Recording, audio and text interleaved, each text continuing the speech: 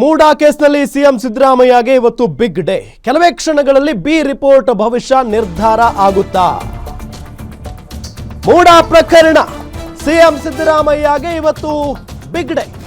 ಕೆಲವೇ ಕ್ಷಣಗಳಲ್ಲಿ B report ಭವಿಷ್ಯ ನಿರ್ಧಾರನ ಜನಪ್ರತಿನಿಧಿಗಳ ವಿಶೇಷ ಕೋರ್ಟ್ನತ್ತ ಎಲ್ಲರ ಚಿತ್ತ ಇದೆ. ಈಗ ಬಿ ರಿಪೋರ್ಟ್ ಪ್ರಶ್ನಿಸಿ ಕೋರ್ಟ್ ಮೆಟ್ಟಿಲೇರಿದ್ದ ಸ್ನೇಹಮಯಿ ಕೃಷ್ಣ ಕೆಲವೇ ಕ್ಷಣಗಳಲ್ಲಿ ಬಿ ರಿಪೋರ್ಟ್ ಪ್ರಶ್ನಿಸಿರೋ ಅರ್ಜಿ ಆದೇಶ ಮಹತ್ವದ ತೀರ್ಪನ್ನು ನೀಡಲಿದ್ದಾರೆ.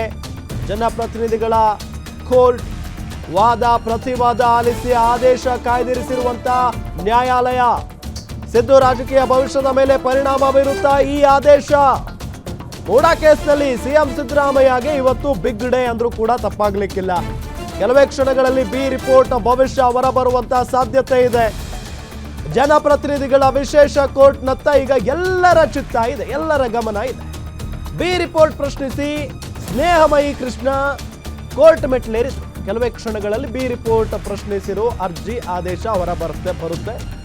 ಮಹತ್ವದ ತೀರ್ಪು ನೀಡಲಿದ್ದಾರೆ ನ್ಯಾಯಾಧೀಶರು. ಜನಪ್ರತಿನಿಧಿಗಳ ಕೋರ್ಟ್ನ ನ್ಯಾಯಾಧೀಶರು ವಾದ ಪ್ರತಿವಾದ ಆಲಿಸಿ ಈಗಾಗಲೇ ಆದೇಶವನ್ನು ಕಾಯ್ದಿರಿಸಿದ್ದಾರೆ.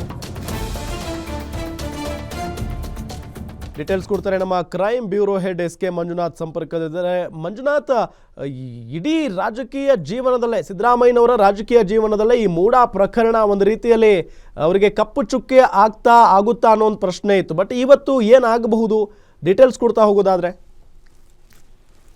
ಏನು ಮೈಸೂರು ಮೂಡಾ ಸೈಟ್ಗೆ ಸಂಬಂಧಪಟ್ಟಂತೆ ಇನ್ನು ಈ ಹಿಂದೆ ಸಾಮಾಜಿಕ ಕಾರ್ಯಕರ್ತ ಸ್ನೇಹಮಯಿ ಕೃಷ್ಣ ಅವರು ಮುಖ್ಯಮಂತ್ರಿ ಸಿದ್ದರಾಮಯ್ಯ ಅವರ ಪತ್ನಿ ಪಾರ್ವತಿ ಸೇರಿದಂತೆ 4 ವಿರುದ್ಧ ಒಂದು ದೂರನ್ನ ದಾಖಲು ಮಾಡಿತ್ತು.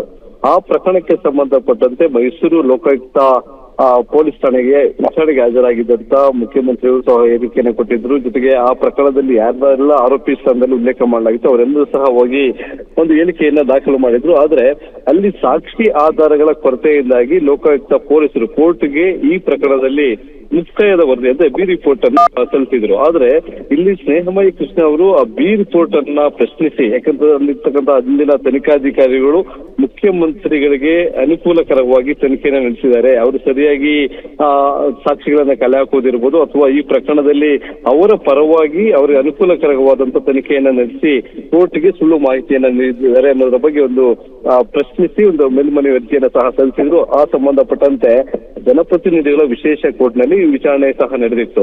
ಹಲವು ಬಾರಿ ನಡೆದಂತ ವಿಚಾರಣೆಯಲ್ಲಿ ಅಂತಿಮ ವರದಿಯನ್ನ ಸಲ್ಲಿಸೋದಾಗಿ ಈ ಹಿಂದೆ ಲೋಕಾಯುಕ್ತ ಪೊಲೀಸರು ಸಹ ಒಂದು ಮನವಿಯನ್ನ ಸಹ ಮಾಡಿದ್ರು. ಅದರಂತೆ ಅಂತಿಮ ವರದಿಯನ್ನ ಕಳೆದ ಡಿಸೆಂಬರ್ನಲ್ಲಿ ನಡೆದಂತ ವಿಚಾರಣಾ ಸಂದರ್ಭದಲ್ಲಿ ಅಂತಿಮ ವರದಿಯನ್ನು ಸಹ ನೀಡಿದ್ರು.